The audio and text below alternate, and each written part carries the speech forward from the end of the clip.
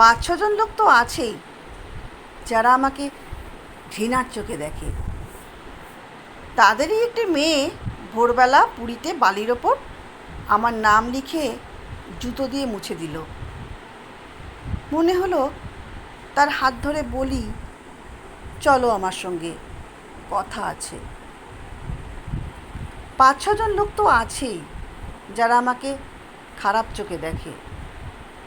তাদেরই একজন রাত 1টায় সিঁড়ি দিয়ে উঠে এলো আমার ঘরের দিকে। দড়াম করে দরজায় লাথি মেরে চিৎকার করে উঠল। লোকজন ছুটে এসে ধরে ফেলল।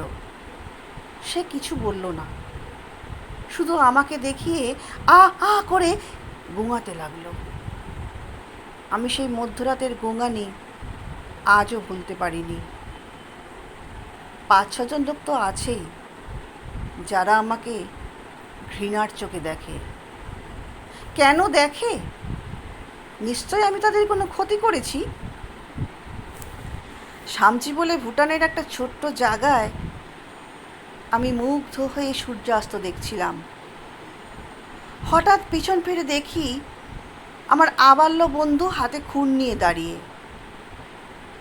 সে পাথরের চোখে বলল, আমি তোকে মারব।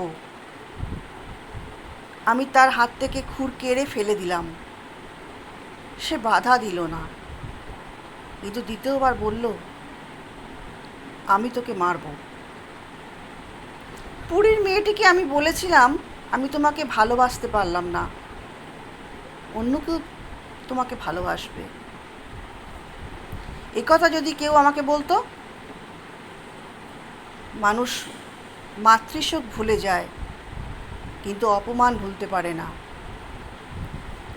একটা ভিখারিকে চিনতাম, পাড়ার সব বাড়িতে ভিক্ষা চাইতো,